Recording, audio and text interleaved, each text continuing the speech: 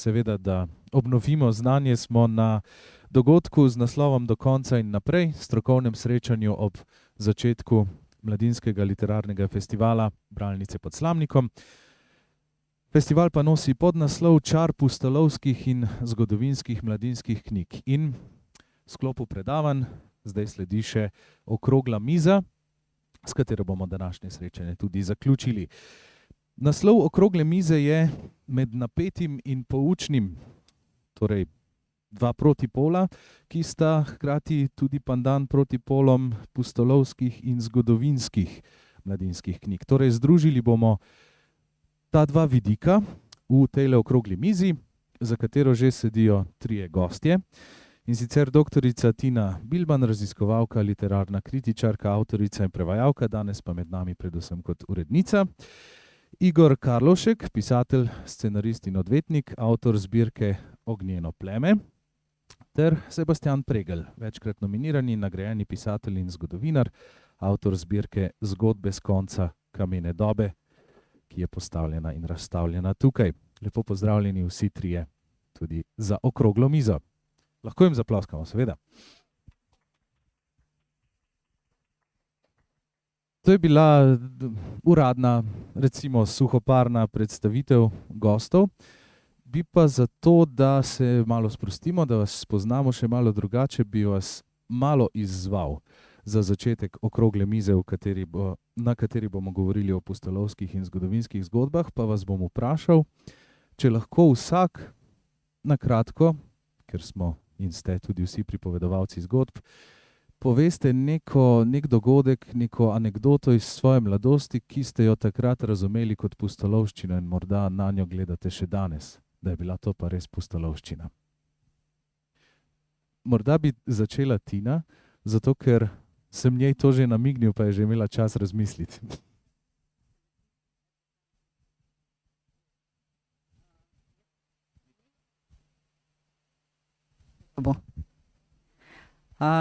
Jaz sem bila tiste vrste otrok, ki so doživljali pustolovščine predvsem prek literature, tako da moje pustolovščine so se dogajale v zelo različnih časih in prostorih, ampak večinoma ne v realnem svetu, tako da sem poskušala v teh minutah za premislek se domisliti česa, kar bi se lahko poimenovalo pustolovščina, pa še najbližje pride to, da se mi je enkrat, kar spominja očitno tudi na slovenske pustolovske knjige, uspel zgubiti v enem od istrskih mest in se mi je zdelo dosti bolj pametno, kot se vračati po isti poti nazaj, poiskati vzpetino, na katero se da povzpeti in potem ugotoviti, kje se nahajam, tako da je kar nekaj časa trajalo, da so me našli ob tisti napačno izbrani ulici, ampak kakšne malo bolj prepričljive pustolovščine so se pa mogoče dogajale šele pol, ko smo potovali v študentskih letih, torej tiste, ki se jih da potem, če ne drugega, pripovedovati otrokom v smislu, kako greš v kordiljere z ultralahkim šotorom brez klinov, pa potem poskušaš, da šotora ne bi odnesel, ampak to pa že potem niso več otroške pustolovščine. Super, hvala za tole. Morda Sebastian? Ja, takole na hitro bi se najprej spomnil ene iz osnovne šole, ko smo bili najprej pri tabornikih, potem smo se pa še Hjamarjem vsi včlanili, fantje, ko smo bili pri tabornikih. To sicer stopim na področje Damjana Šingoja, ampak nič hudega, ker je pri isti založbi, a ne, tako da. No in prvi izlet, ki je bil, ne, smo bili pač, ne vem, trije sošolci smo šli, ne, smo bili trije mulčki, pa sami neki prekaljeni jamarji, ne. No in jaz in moj najboljši prijatelj sva se zgubila, ne, v tej jami, ne. In ker so bili 80-ta so bila malo drugačna, ne, kot so današnji časi. Najo tudi noben ni kaj dosti pogrešal, noben ga ni kaj dosti skrbel, kje sva. Tako da so potem te odrasli jamarji ven prišli, midva sva imela pa celo dogodivščino, da sva pravzaprav ven našla in sva prišla čist blatna in mislim, zgledala sva, da se nama je res nekaj strašnega zgodilo, ne. Tako da v bistvu sva se kasneje velikokrat o tem pogovarjala, ne, da je to otroštvo bilo res polno nekih pustolovščin, ki se danes skoraj več ne morejo zgoditi, ker danes bi imeli vse preštete pa na vrvici, ne. Mi smo bili pa v neki jami, ki smo svoje lučke nosili, pa sta se dva mulca zgubila, pa jih tudi niso pogrešali, ne. Tako da, ampak se je v redu končalo. In še tretje nas zanima. gospod Ja, Karlovčič. moje življenje je bilo pa polno pustolovščin, že takrat, ko sem bil majhen. Ne. Tako da spomnim se, kar naprej smo se šli neke vojne. Ne, in vojskovali smo se najraje proti učiteljskemu, torej proti otrokom iz učiteljskih vrst, ki so stanovali v enem bloku v sredini Radeč. Vsi ostali, ko smo bili pa plebejci, ne, smo jih pa napadali, ne, in oni so se tudi uspešno branili in te vojne so trajale kar nekaj let, ne, in so bile kar relativno krute, tako da ne bi zdaj tukaj ponavljal, kaj vse smo mi njim naredili ali pa oni nam, ne, da so ujetnike privezali za drevo pa pustili čez noč tam ali pa kjer ga v mlaku potunkali in tako naprej. Pa v Radečah je bilo tudi zanimivo to, ker je bilo tudi nevarno, ker je bila mlinščica, v katero so vojaki, ki so bežali skozi Radeče, zmetali orožje in potem, ko je prišlo do kakšnega remonta, ne, smo otroci pobirali bombe pa bajonete pa pištole in je kjer mu tudi odnesli kak prst pa tako naprej. No, to me je, poleg tega, da sem rad bral, ne, verjetno je bila moja največja pustolovščina to, da sem hodil po Radečah s knjigo v roki po cesti, ne, in da sem preživel, ne, ker je bilo takrat malo prometa. Ampak je pa potem nastalo to, kar je zdaj. Odlično. Toliko za malo bolj sproščen uvod, upam, da mi ne zamerite. Iz vaše, recimo zdaj temu osebne zgodovine in pustolovščin, osebne pustolovske in zgodovinske literature, da tako rečem, pa gremo še na drugi pol, torej iz pustolovščin na zgodovino. In sicer, ko ste tole govorili, ste seveda brskali po nekem spominu iz svoje lastne zgodovine in tudi sicer zgodovino poznamo iz virov, iz pripovedi, se pravi, jo poustvarjamo, ko jo raziskujemo. Hkrati pa se na njo pač rade obesijo pustolovščine in zgodbe in zato me zdaj zanima, čisto kot recimo skozi oko urednika, zakaj je zgodovina tisto polje, tista snov, tisto področje, ki tako zanima na eni strani bralce in na drugi strani tudi pisatelje. Ne vem, če vloga urednika tukaj daje en specifičen pogled, ampak če ne drugega, mogoče vloga bralca ali pa vloga sobralca. Zgodovina nas po moje po eni strani fascinira svojo drugačnostjo, po drugi strani pa svojo bližino, no? Ker se mi zdi, da je ena taka podlaga za dobro pustolovščino. Skratka, spodbudi domišljijo, predstavljamo si, kaj vse bi se lahko zgodilo v teh drugačnih časih, ki pa vseeno niso tako drugačni, da se ne bi mogli poistovetiti z junaki, prenesti ene svoje vrednote, ene svoje premisleke. Zato se mi zdi, da se pravzaprav ne samo v literaturi, tudi v vseh drugih področjih umetnosti ali pa ne nazadnje, če domišljijo prosto spustimo, ogromno pustolovščin dogaja v zgodovini. In v bistvu se mi zdi, da sta obe dve zbirki obeh avtorjev na moji levi in desni en prikaz prav tega, no? Tega povezovanja domišljije in dejanskosti, nečesa, kar nam je blizu, pa je vseeno dovolj drugačno, da nas tudi s tem še posebej pritegne. En korak naprej, pravzaprav moramo vprašati zgodovinarja po profesiji, kako pa je lahko raziskovanje zgodovine, torej brskanje za preomenjenimi viri, pripovedimi in podobnim, samo po sebi pustolovščina? Ja, v mojem primeru zelo, ne, ker sem zgodovinar, spustil sem se pa na področje arheologije.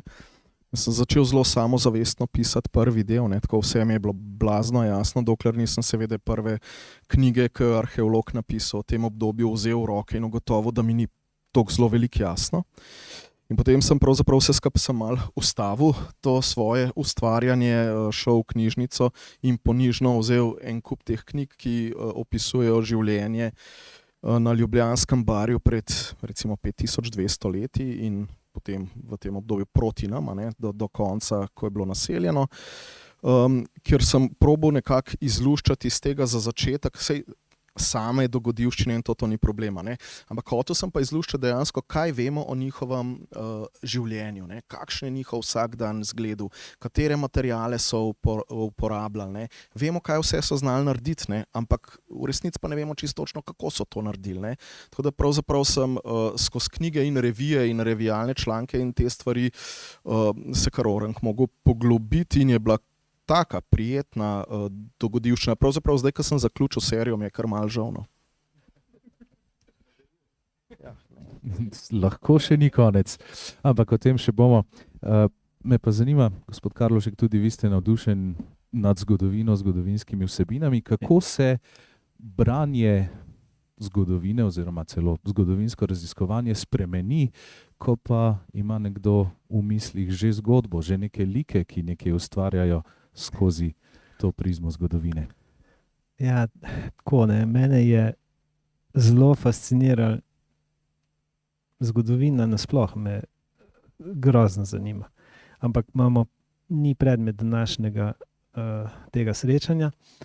V bistvu, zakaj sem jaz napisal to zgodbo, zakaj sem se spustil v stare Slovane, je pravzaprav moja ljubezen do branja, in sicer, ko sem bil majhen, sem našel to knjigo Pod svobodnim soncem, sem jo tam prebral enih 10-krat, ne, in mi je ostala, pustila v meni spomin. No, potem pa sem Boga Grafenauerja bral, pa sem začel razmišljati, pa raziskovati, pa sem se spustil, kaj je bilo v posameznih stoletjih, pa kje so se Slovani gibali, pa kaj so znali, kako so prišli sem. To potovanje v tistih časih, to je moralo biti grozno naporno. Ne? Če bi se samo z avtom peljal iz Pridnestrja, zdaj nažalost tam so take tragedije, pa do sem je to daleč. Ne? Oni so pa takrat morali iti čez most. Jaz sem začel razmišljati, ko sem pisal, kako pa sploh človek pride čez deročo reko. Kdaj pa sploh lahko potuje? Kaj pa, če je zemlja zmrznjena? Pa recimo zanimalo me je grozno, vojska me vedno zanima. Ne? Največja sila v tem delu sveta je bil Bizanc. Ne? Bizanc je imel recimo v nekem trenutku 250,000 vojakov. In sem razmišljal, kakšno vojsko mora imeti nekdo, en Slovan, da ogrozi tako veliko silo, ki je imela tudi ladje, ki je imela konjenico in tako naprej. In potem greš v tiste podrobnosti, pa kakšno, a so imeli stremena, a so lokostrelci sedeli na konju, a so se dvignili na stremena, kdaj so stremena poiskali. In vse to začneš razmišljati in te to pelje, no in to je seveda podlaga, da ti lahko to zgodbo tudi pelješ. No in en od mojih junakov je lokostrelec. Ne? In kakšen lok so pa uporabljali, ali predre oklep ali ne predre.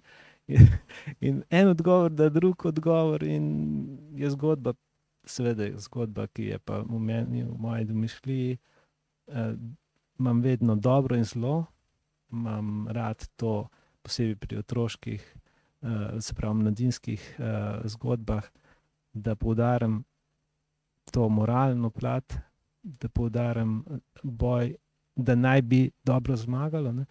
Potem pride do tega, da imam veliko za povedati.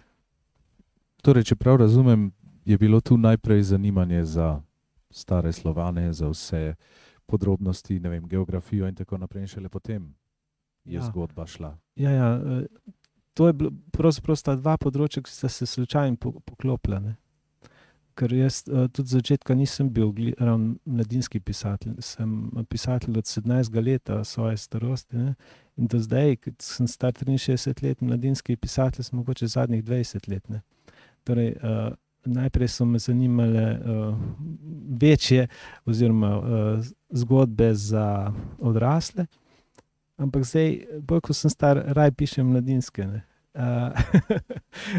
Nekako mogoče so to povzročili moji sinovi pa moji vnuki, ampak tako pač je. Ne? Če smo že pri pisateljskem procesu, bom pa pravzaprav podobno oziroma enako vprašanje zastavil Sebastianu Preglju. Torej, sploh glede na to, da ste zgodovinar, kako se pogled na zgodovinske teme spremeni, ko je pa zadaj razmišljanje o junakih in zgodbah? Ja, Po eni strani se, po drugi strani se pa ne. Tako da nekako pri meni je zelo tako podobno, kot je že pravzaprav Tina prej rekla. Ne. Po eni strani so te dogodki blazno oddaljeni, po drugi strani je pa večina teh stvari, nekih občutij in tega je zelo podobnih, kot je danes. Naprimer, ne vem, to, da so otroci radovedni. Ne. Moja dva junaka sta že taka. Ne. Najprej seveda to svojo okolico spoznavata, potem gresta pa naprej, gresta do konca jezera, pa potem gresta že po kopnem, pa najdeta tam spet neke druge ljudi, pa jamo, pa tako naprej, v jami poslikave in potem dobita idejo, da bosta šla pa kar do morja. Ne. In to se mi zdi tako, otroci smo bili, saj ko smo bili mi majhni, zelo taki, zelo smo si to predstavljali, ne, se bi lahko kar šli, ne, v resnici, mislim, v naši domišljiji. In vsa ta, recimo, odnosi, ne, starši, otroci, in to se mi zdi, da je nekako relativno podobno, ne, morali biti. Saj vemo, ne, nekih dokazov o tem nimamo, ne. No, ko pridemo pa do materialnega, tam imamo pa kar veliko tega, kar so arheologi raziskali, ne.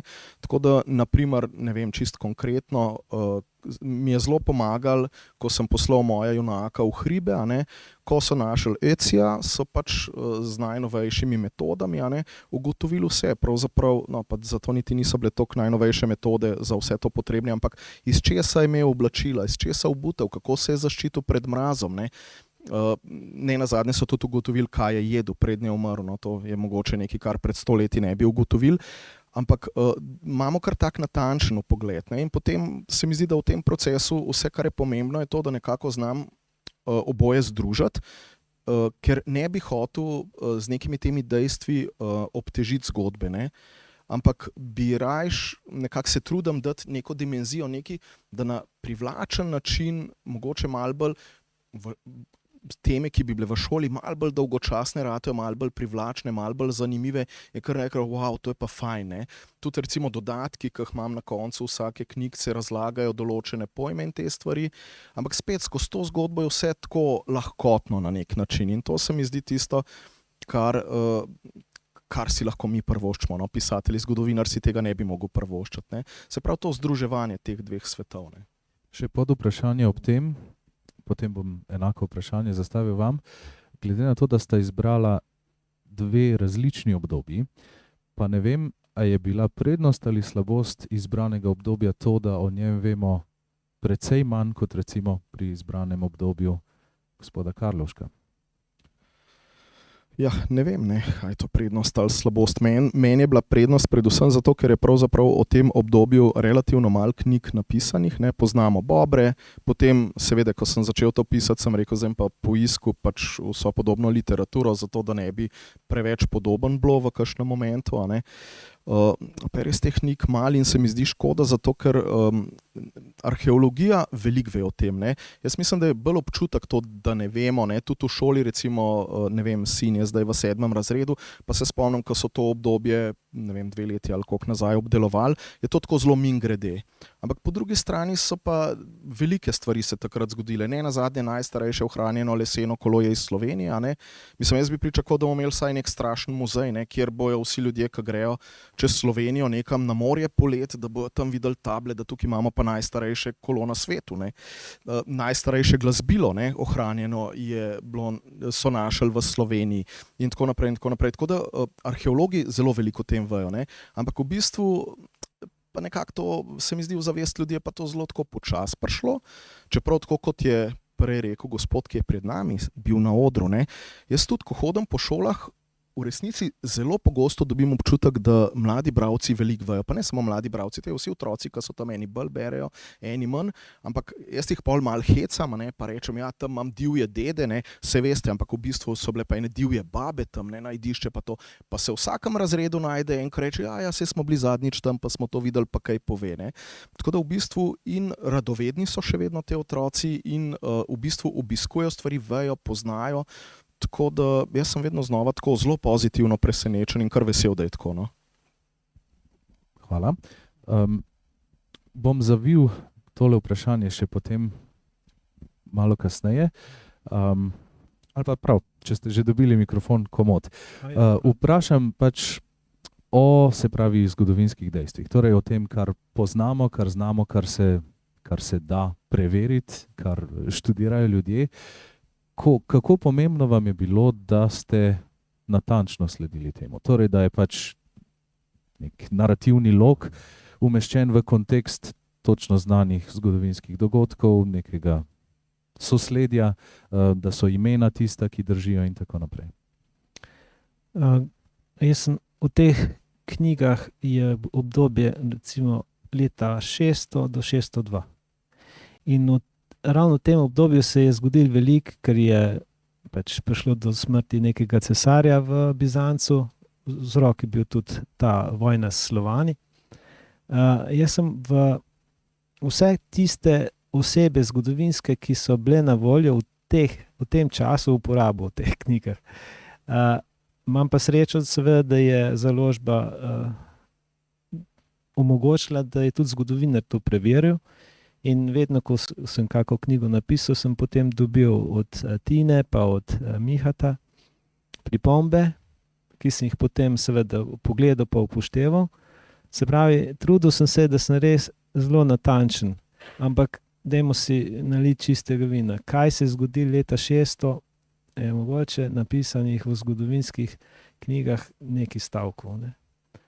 Mogoče še najbolj je ta cesar, ki je v mojih Maurici, pa njegovih 7 otrok, ki so bili potem pobiti, ki je prišlo do državnega udara. To je dokumentirano. Ne? V Slovanih pa se niso zgubljali veliko besed, ker so bili v bistvu za njih samo napadalci in Slovani niso pisali svoje zgodovine. Ne? Tako da pravzaprav gre za zelo malo faktov, ki bi bili glede samega potovanja, kako so potovali, ali so potovali 1 let, ali so potovali 10 let, ali 30 let, ali so preprosto potovali tako, da so vsako leto skrčili malo več njive proti zahodu, pa so eno generacijo potovali. Saj ne vemo tega, ne? Lahko si pa predstavljamo. Ne? V bistvu meni je bolj zgodba, tista zgodba teh otrok, je gonilna sila te zbirke, ne pa odkrivanje neke zgodovine. V bistvu sem naredil isto, kot je naredil Finžgar. Ne. On je hotel to, kar je tam bilo napisano danes že na predavanju, ali je imel on politično, ali je imel sam takšno zavest, da je hotel Slovane oziroma Slovencem povedati, da smo pripadniki Slovanov in da se moramo s spoštovanjem spominjati svojih prednikov in biti ponosni na to, kar smo.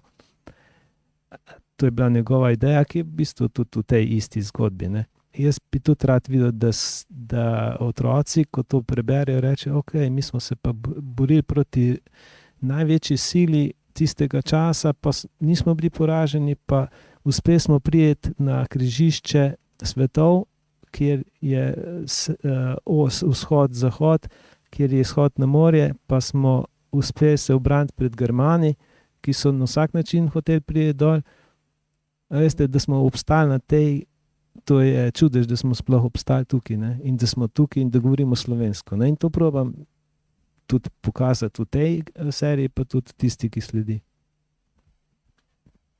Oba odgovora pravzaprav sta že namignila na naslednjo temo, ki jo odpiramo. Naj ob tem opozorim, da če je kakšno vprašanje, tisti, ki ste zbrani tukaj, jih prihranite za konec, tisti pa, ki ste prisotni na spletu, pa jih lahko že pišete sproti. Vse vidimo in vse bomo spravili v eter, če se temu sploh še reče eter, se ne vem. Sledi pa recimo temu klasično vprašanje, ko sem bral starejše pogovore z vama ob izidu tehle 2 serij, sta oba morala odgovoriti nanj. Zdaj ga bom pa zastavil Tini. Namreč, kaj je tisto, kar lahko sodobni človek odnese od pač nekega zgodovinskega dogajanja, nekih zgodovinskih, minulih, oddaljenih obdobij, kako ga nagovarja? Torej, kako bralec, sploh če je to mlad bralec, otrok oziroma mladostnik, slišali smo, nekaj je kurioziteta, se pravi, zanimivo je. Drugo je recimo morda vzpodbujanje nekega političnega zavedanja, aplikacije nekih širših situacij. Tretje pa je ta empatija in ta me najbolj zanima, kako naj se, s katerimi sredstvi se to doseže, da bralec torej čuti napisano, ne samo da opazuje. Ja, po mojem mnenju oba avtorja res pišeta z mislijo na sodobnega bralca. Da imamo tukaj neko zgodovinsko obdobje, ki, kot je rekel že Igor, nam ponudi en pogled na našo zgodovino, ki pomaga eno razumevanje tega, kje smo in zakaj smo tukaj. Po drugi strani pa, da imamo tukaj like, s katerimi se mladi bralci lahko poistovetijo, da lahko iz njihovega vidika razumejo situacijo in po eni strani iz tega vidika razumejo zgodovinsko situacijo, po drugi strani pa pravzaprav razumevajo svojo lastno situacijo. Oba dva imata tukaj, naprimer Sebastijan je prej omenil radovednost, pa ni radovednost edina, pač neka želja po znanju, po spoznavanju novega. Tega je ogromno, naprimer v Ognjenem plemenu, naprimer, najbolj očitno z Ajdo, pa z njeno željo po znanju, pa tem, kaj to znanje prinaša. Ampak bistveno tudi eno vloga sočutja in prijateljstva in tako naprej. In to je pa pravzaprav tisto, kar prinaša vsaka dobra literatura, ko uspe povezati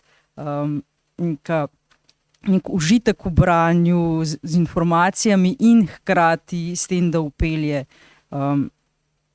tudi spoznavanje te etične komponente z doživljanjem skupaj z junaki.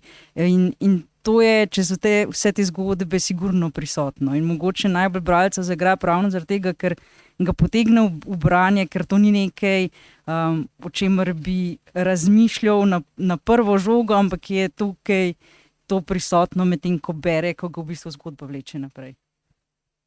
Poleg radovednosti in tega omenjenega, kaj še recimo tu notri najdemo, da je takega brezčasnega, kar nagovarja kogarkoli in bo nagovarjalo čez 200 let, recimo? Mislim, vsekakor ti medosebni odnosi, neke vrednote, ki se jih postavlja, od ljubezni in prijateljstva in v bistvu nekega sledenja, neki trmi sledenju, neki osnovni ideji. Pravzaprav morajo te otroci v teh časih še toliko bolj jasno, kaj vse morajo investirati v to, da v tem svetu pravzaprav preživijo.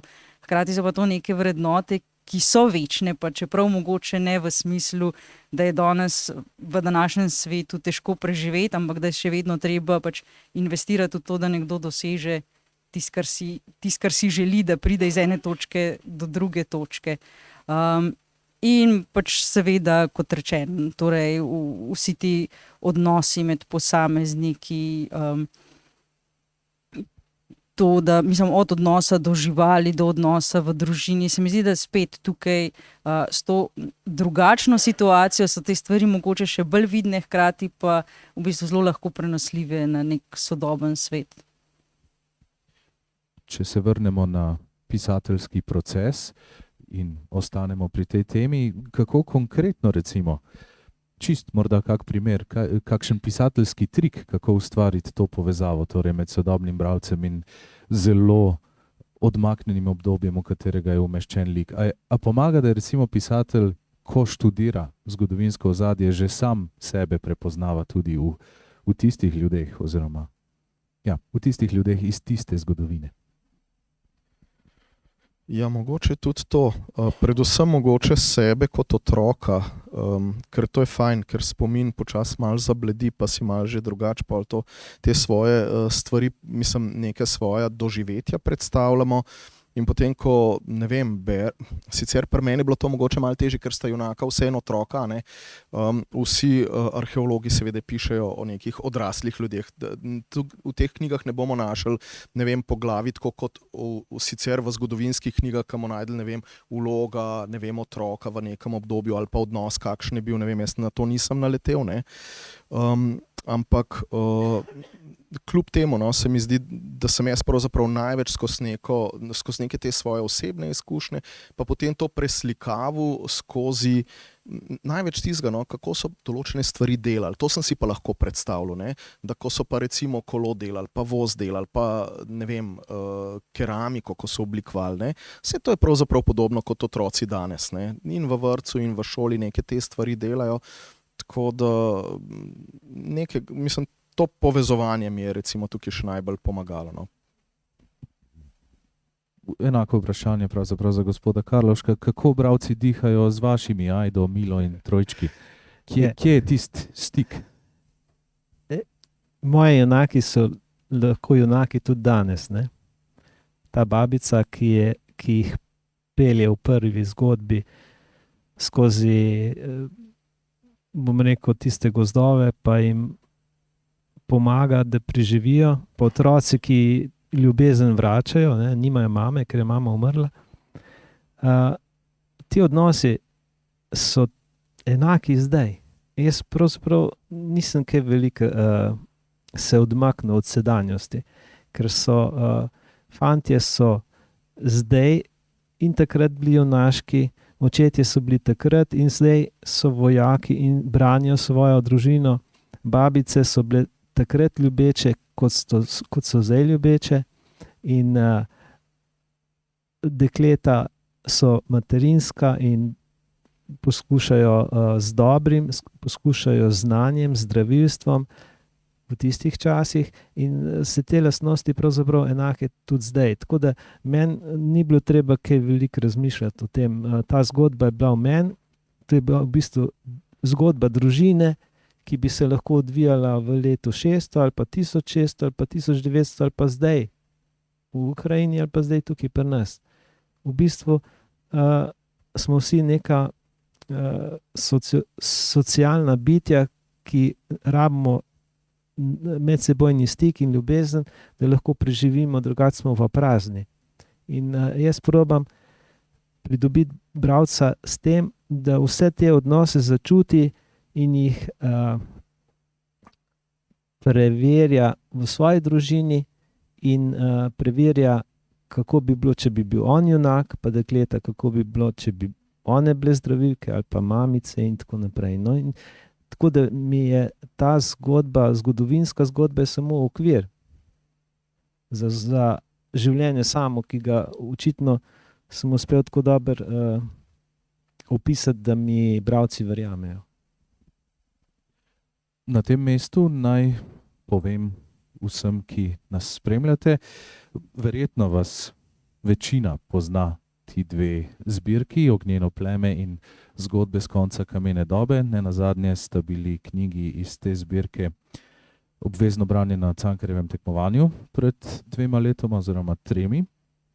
In glede na to, da gre za znana dela, niti ne bomo toliko govorili o sami vsebini. Če koga zanima in ker marsikoga zanima, se lahko oglasi na spletni strani založbe Miš, kjer je objavljeno gradivo, so objavljeni video pogovori z avtorjema obeh zbirk o temeljiti pogovori oziroma malo bolj temeljiti pogovori o vsebini, o likih, o njihovem doživljanju sveta, o samem loku, skozi katerega grejo in tako naprej. Tako da vabljeni tudi k ogledu tega gradiva. Mi pa gremo naprej z našim pogovorom in sicer naslov ali podnaslov tele okrogle mize je, kot omenjeno, med napetim in poučnim. Torej, na eni strani med pripovedovanjem zgodbe in na drugi strani tudi izobraževanjem o nekem konkretnem zgodovinskem obdobju, pa še čem, kar se morda skriva med vrsticami. Vprašam Tino na tem mestu, koliko je to razmerje usmerjano, torej, ne vem, strani urednika zaželeno, dajmo tudi dati poudarek na izobraževanje, koliko se pa to pravzaprav zgodi samo od sebe skozi pripoved. Prav usmerjeno ne bi rekla, da je. Se mi zdi, da pač te poučni elementi, če hočemo, da res delujejo v takem delu, morajo biti pravzaprav organsko vpeti noter. Bolj gre mogoče zato, ker je že Dragica Haramija na začetku omenila, da mora vsaka pustolovska zgodba biti prepričljiva in ker gre tukaj vendarle za zgodbe, ki so vpete v neko zgodovinsko dogajanje, mora biti tudi ta vpetost v zgodovinski čas in prostor prepričljiva. Tako da, kot je prej omenil Igor, že kako to sodelovanje zgleda, pač seveda smo tukaj pozorni, da ne gremo kontra nekim zgodovinskim dejstvom, ampak ne nazadnje je čar te literature prav to, da se tukaj zgodovina in domišljija prepletata in se mi zdi, da je prav zato te informacije pridejo še bolj do bralca, ker ne gre za to, da bi bile podane kot v zgodovinskem učbeniku, ampak jih dobi s tem, ko pravzaprav sledi neki zgodbi in uživa v branju. Tu se recimo zgodi primera se spomnimo ob branju tele zbirke, zgodbe z konca kamene dobe, ko pač marsikaj, kar naše sodobno uho oziroma sodobno oko že poimenuje, recimo kolo ali karkoli podobnega, neko tehnološko rešitev, za te stvari še niso imeli imena in tukaj so prišle upoštev neke metafore, neke opisne rešitve. Kako je prišlo do njih, oziroma ali je bila že od začetka pri pisanju ideja tudi na koncu pripraviti neko razlagalno poglavje, ki torej izobražuje tudi, ne samo pove zgodbo? Ja. No, jaz, ko sem začel pisati to serijo, sem imel v mislih predvsem fante, ki naj bi malo manj radi brala, ne? Pa sem pol zelo hiter se popravil, ampak sej tudi punce, kakšne so take, da pa tudi rade plezajo, pa si potovčejo kolena, ne? Tako da zelo hiter sem Brinu dodal črno in sta potem skupaj raziskovala to svoje okolje. Zdaj, stvari, ki jih mi ne poznamo, recimo to je imena, ne? To je bila že ena taka stvar, to zelo podobno rešuje, pravzaprav je rešeno tudi v Bobrih, ne? Neka poimenovanja iz narave, okay, ne? Potem sem pa tudi, ne da sem se zelo obremenjeval, ampak seveda sem pa tudi razmišljal, kaj je pa stvarmi, ki jih niso poznali, nekaj, kar se prvič zgodi in seveda, ne? Tukaj sem pa tako, kot ste rekel, ne?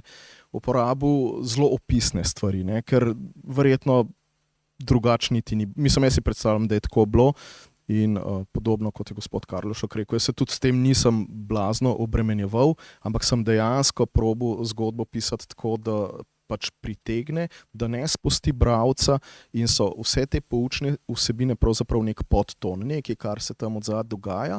No, ko sem pa res zaključil prvi del, sem imel pa malo občutek, da mogoče določene stvari niso dovolj jasne, ker vseeno 5000 let je pa še kar dolga doba, ne? In mogoče otroci v Ljubljani, ja, mogoče nekaj vejo o okoliščarjih, ampak kako naj si pa en otrok v Mariboru ali pa nekje na Koroškem ali pa nekje druge predstavlja, kaj točno bi to bilo. Vsaj ko noč bom pa še te opise dodal, no, in potem, ko pa enkrat začneš takšne opise na koncu dodajati, ti pa ne zmanjka tega, kaj vse bi lahko še razložil, ne. Pa pomembno se mi je na neki točki zazdel, mislim, to je malo hecen, ampak da otroci to berejo, ampak tudi navedba verov. Zato, ker jaz sem bil pa res tukaj zelo vezan na vere, ker kako bi pa drugače kaj vedeli, ne, kaj se je v tistih časih dogajalo, in sem stvari, ki sem jih opisoval, ne, razen tega, kar je pač ta domišljijski svet, ne, kar je sama zgodba, sem se pa res na te vere opiral in zato sem potem tudi šel v navedbo verov. Se mi je zdelo tudi to po eni strani in pošteno in po drugi strani fajn, da ne nazadnje tudi mladi bralci vidijo, da mi nismo eni super ljudje, ki vse vemo, pa si vse izmislimo, ampak da tudi to, kar mi ustvarjamo, pravzaprav je na nekih podlagah zgrajeno, ne. Prej ste omenili, gospod Karlošek, znanstvenega sodelavca, ki je bedel nad napisanim. Ja. Čisto, recimo temu tehnično vprašanje, ste si ga izbrali sami in potem, ko sta sodelovala, kako? Aha, ni. Odgovor je ne. Ne, potem bom pa vprašal, kako pač aktivno je pa dejansko on sodeloval pri nastajanju zgodbe same. A je Ne, nič pri zgodbi, ne. No, to me zanima. Ampak mi je zelo zanimivo, meni je bilo zelo zanimivo vedno, ko sem oddal rokopis, pa sem dobil nazaj pripombe, ne. In sem recimo nekemu junaku v drugem delu dal v usta naslednjo, ne. Cesar je rekel, da morajo ujetnike križati, ne. In Miha mi odgovori, ne. Od leta 300 In toliko je bila v Bizancu uradna vera krščanstvo in niso več križali. Ne? Mislim, to so take stvari, ki jih jaz ne morem vedeti. Ampak seveda, zgodovinar jih pa ve, ne? In takšna pomoč mi je bila seveda zelo dobrodošla. Mislim, zelo lepo sem sodeloval z njim in s Tino in rezultat je pač to, ne, da je ta zbirka recimo uspešna. Pri obeh pustolovščinah, tako pri Ognjenem plemenu kot pri zgodbah z konca kamene dobe, je zelo pomemben prostor. Torej, pravzaprav prostor je eden od likov. Pač ne samo, da se zgodba v njem dogaja, ampak pravzaprav brez njega zgodbe ni, tako rekoč. Na začetku knjig so zemljevidi, ki pravzaprav pomagajo, materializirajo zgodbo za nekega bralca in hkrati pač v spomin prikličejo fantazijske svetove od Tolkiena naprej in nazaj, ki prav tako postrežejo sicer z izmišljenim zemljevidom, ampak in v tem primeru in v primeru fantazijskih pustolovščin, kaj doprinese en tak zemljevid? Je to en tak droben detajl, ki pravzaprav žanr naredi? Se mi zdi, da ima tukaj zemljevid več vlog. No? Ena je ta, da se da zgodbo umestiti v bistvu v realen prostor, v katerem še vedno živimo, da je tukaj ta zgodovinski vidik. Drugi je, naprimer pri Ognjenem plemenu smo potem v zemljevid počasi dodajali elemente. Na eni strani imamo pač ta bolj fantazijski, na nek način domišljijski zemljevid, ki prikazuje en tak zelo lokalen prostor, naprimer pač prostor, iz katerega izhajajo z zemljankami, obreki in tako naprej. Na drugi strani pa zemljevid Evrope, na katerega smo počasi dodajali elemente, ki se jih srečuje. In tako so se v bistvu tudi knjige v zbirki povezale med sabo. Mi smo pravzaprav s tem dodajanjem nekih točk na zemljevid smo sledili zgodbi, tako kot so v bistvu pravzaprav tudi oni dodajali te točke na en tak svoj spominski zemljevid, potem ko so pač odkrivali te prostore. In po drugi strani si saj jaz zemljevid predstavljam kot eno povabilo bralcu k enemu nadaljnjemu razmišljanju. To pač zemljevid je lahko za enega bralca okras, lahko mu je samo neka asociacija, torej na druge knjige, na žanr, na druge fantazijske svetove, lahko je pa to povabilo k temu, da vzame mogoče bolj natančen zemljevid, da raziskuje naprej, skratka, da se ta zgodba nadaljuje v drugih knjigah ali pa na drugih področjih. Zemljevid je seveda nekdo ustvaril, tako pri pač zbirki gospoda Karloška, kot pri zbirki gospoda Preglja. Pa bom vseeno naslednje vprašanje namenil gospodu Preglju, zato ker je Jure Engelsberger vseeno ustvaril več likovne podobe kot pa moram pogledati, kot pa Marina Gabor za Ognjeno pleme. In čisto vprašanje, kaj ilustracija doprinese, kako pomaga naslikati svet, ki je sicer nastal najprej v glavi in potem v besedah na papirju. Kako pomaga povedati zgodbo pravzaprav? Ja, meni se zdi v mojem primeru zelo pomembna, konec koncev gre za bralce, če se spet preselim v tisto obdobje, ko sem jaz bil njihovih let, ne, ali pa se mi je zdelo zelo fajn, da so ilustracije v knjigah, ne, zato ker mogoče naredijo tekst malo lažji, ne, se pravi, niso zdaj vse strani polne črk, ne. Po drugi strani je pa fajn, da tu dobiš malo občutek neke podobe in to, kar je meni v tej zbirki super, je pa to, ne, da smo se čisto na začetku z urednico Gajo Kos pogovarjali o tem, kakšna naj bi bila ta ilustracija in smo rekli, ja, itak, da mora biti da imajo ta malčki malo bolj občutek, da je za malo večje, a ne, zato da bojo rajš v roke vzeli.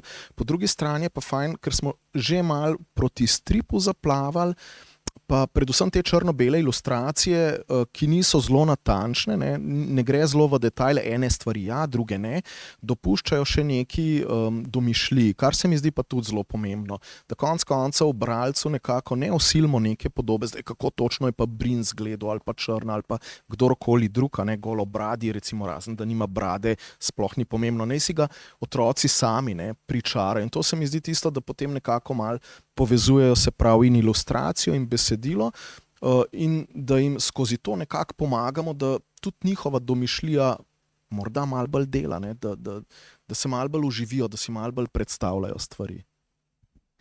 Ko smo že govorili o zemljevidu in o prostoru, vprašanje za oba, ali sta tudi prehodila kraje, o katerih pišeta, vsaj delno, in jih doživela? Vsaj delno zagotovo, ne? Ampak v bistvu tisto, ki grejo pa v snegu in ledu čez Alpe, no, to pa mislim, ja, ne, prej čist na začetku sem tabornike omenil, mi smo v tistih časih tudi zelo veliko hribe s taborniki hodili, tako da kar nekaj tega sem prehodil, ampak tako, ne, ko sem pa to pisal, sem pa pravzaprav uporabljal Google Maps, ne, zato ker se mi zdi fajn, da nekako dobimo res nek občutek o tem, koliko je kaj oddaljeno, ne, pa da potem vklopiš funkcijo, koliko časa bi to potreboval, da prehodiš, ne, pa potem to malo pomnožiš, ker pač ni bilo poti pa cest, pa tako, ne, pa še naletel si na kaj, ki si se mogel skriti.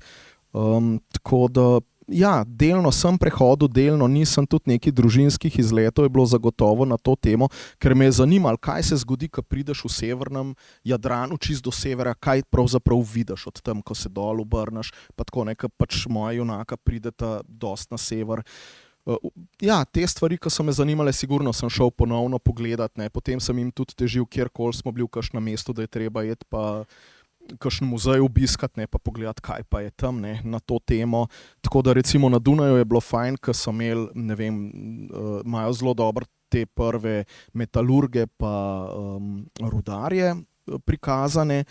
V Ljubljani sem imel pa to srečo, pa sem v bistvu je bilo pa glih obratno, ne, sem bil pa v procesu pisanja enega dela pač, ne, in je bila pa razstava starodavnih glasbil, ne, v Narodnem muzeju, ne, zelo super zadeva, sicer večinoma se je opirala na antiko, malo tudi na kameno dobo, ne, in smo slučajno na to naleteli na enem takem sprehodu družinskem, no, in potem smo šli tudi si to razstavo ogledati.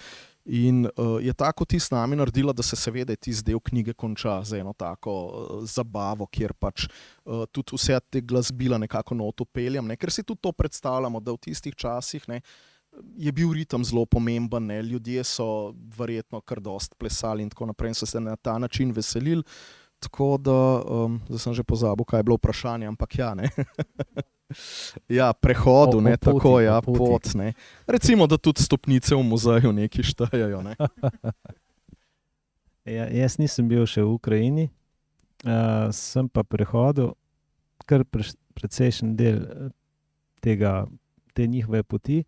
Zelo dobro poznam Romunijo, Bolgarijo pa Grčijo, posebej pa seveda Balkan tudi, ne. Sem v knjigi večkrat razmišljal, ker nisem mogel reči, da je poveljnik rekel, da bojo napadli čez 15 minut, ne. Kako? Minut ni bilo, ne. Kdaj se bojo dobili, ne, se pravi te časovne komponente, ki so bile povezane z deli dneva, ne. Koliko konj prehodi v enem dnevu, oziroma koliko konjenik prehodi v enem dnevu, ne, pa koliko pešc prehodi v enem dnevu. To sem probal sam, ker zelo rad hodim z ženo, smo veliko prehodili, pa recimo lahko prehodim v enem dnevu 50 km približno. Tako da sem zračunal, koliko daleč je to, ne, pa koliko veliko takih prav smešnih stvari se mi je dogajalo, ko sem to pisal, ne, ker sem moral se zmeraj spomniti, da sem v letu 600, ne v letu 2022 ali pa 2020. Ne. Torej, odgovor je ta, vse to, kar so Slovani prehodili, nisem prehodil, ampak večinoma pa. Torej smo spoznali tudi dva različna pristopa v smislu orientacije v prostoru. Google Maps deluje ravno tako, kot deluje pešhoja. Če smo že ravno pri poti, no, ena od ključnih razlik med obema zbirkama je to, da pot vaših junakov je linearna v eno smer, pot vaših junakov se pa vrne na izhodišče. Čisto kratek komentar, ker se naša pot že približuje koncu, kako je, vaša je seveda narekovala zgodovinska situacija, kako pa je prišlo do odločitve za torej vrnitev na izhodiščno točko. Sej, ko sem začel pisati, nisem vedel, da bo šlo tako, no, ampak pol se je pa hitro začel to zlagati in v bistvu, kar sem želel pokazati, je to, da so takrat zelo različni rodovi, a ne, poseljevali to območje, da predvsem ni bilo tako prazno, kot bi mogoče danes mislili, da posod so bili ljudje, predvsem pa, da je trgovina v tistih časih potekala in da se je razprostirala praktično od Jadrana do Pribaltika, a ne. Ne vem, kosti od rib iz Jadranskega morja so našli nekje na Češkem, naprimer iz tega obdobja in tako naprej. Ne. Se pravi, ta trgovina je bila. Potem, naprimer, sikere iz določenih kamnin, ki so najbližje 500 km od Ljubljanskega barja, so tudi našli na Ljubljanskem barju. Se pravi, ljudje so bili bistveno bolj povezani, bistveno več so vedeli, kot si mi danes predstavljamo, in to sem hotel pokazati. Ne. Zato sem tudi ta moja junaka poslal proti morju. Ne. Potem sem seveda mogel narediti zanko in ko sem jo vračal, ne, sem hotel pa to prikazati, da pravzaprav seveda ne, kolišča, ki so pod UNESCO-m, ne, tukaj je notri Slovenija, Avstrija, Italija, Švica, Nemčija, Francija, mogoče sem koga pozabil, ampak skratka te države, a ne. In zato sem namenoma junaka poslal potem na robe, ne, se pravi v Avstrijo, zato ker tisti ljudje, ki pa seveda ljudi z tega jezera, od koder sta moja junaka, niso poznali, ampak so vedeli za eno veliko jezero, ki je tudi naseljeno, in potem so jo tako v Avstrijo odpeljali, ne. Dobro, potem, ko sta bila v Avstriji, so se pa spet našli eni ljudje, ki so pa vedeli, da tudi, če greš pa proti jugu, pa spet naletiš, ko so na jezeru. Skratka, pokazati to, da je to področje bilo naseljeno, da so ljudje vedeli drug za drugega in da je trgovina in te stiki med ljudmi in to zelo različno razvitimi pravzaprav v istem obdobju, a ne, ker tudi konec koncev kovine, kako so prihajale, se to ni bilo posod istočasno, ampak dejansko so potovale tudi kovine, ta znanja so potovala, nekako so mogla pridati. Jaz to položim tudi to rudarstvo in metalurgijo mojim junakom v naročje, da to oni to znanje dodatno prinesejo, ne. Prej so bili že kakor neki poskusi, oni pa res pripeljejo ljudi, ki to znajo. Skratka, pokazati, kaj vse so že vedeli, kaj so znali, žene jih pa gonilna sila, no, je pa v mojem primeru radovednost. No, in da res pripeljemo našo pot do konca, še vprašanje, ki se je nakazalo že nekje vmes, sta torej zbirki zaključeni? Ja, ta zbirka je zaključena, ampak moji moški glavni junaki, trojčki, ki so tu glavni junaki, imajo zdaj svojo zgodbo, ki bo opisana v 5 novih knjigah. Torej, zbirka je Ognjeni trije. Odlično. Tu ste slišali prvič. Ja, jaz se selem pa v 17. stoletje. Tako da. Odlično, pa samo še zadnje vprašanje za Tino. Če gremo spet k bralcem, k publiki, k tistim, katerim je to vse skupaj namenjeno, te knjige, ki jih imamo pred sabo. Na točki, ko ste jih pri založbi Miš poslali v svet, s kakšnim zaupanjem ste te knjige poslali ven in po toliko in toliko letih, kako zdaj živijo med bralci oziroma kakšne odzive dobivate? Jaz lahko izhajam iz svojega deleža tukaj, mislim, kar se zaupanja tiče, z velikim zaupanjem. Jaz mislim, da pač, ko imaš v rokah dobro napisano knjigo, veš, da je dobro napisana, in če gre za pustolovsko knjigo z vsemi elementi, ki jih imata te dve zbirki, si predstavljaš, da jih bodo tudi bralci po vsej logiki dobro sprejeli. In kakor imam informacije, mislim, da se je točno to z obema zbirkama zgodilo, da sta se že res dobro usidrali med bralci in da sta pravzaprav utrli pot tudi naslednjim zbirkam, ki prihajajo. Torej, novim in novim razlogom, da se spet dobimo in spet predebatiramo marsikatere vidike, tako pisanja kot branja, za eno takole okroglo mizo. Hvala vsem trem, Igorju Karlovšku, Sebastjanu Preglu in dr. Tini Bilban za sodelovanje pri tej okrogli mizi.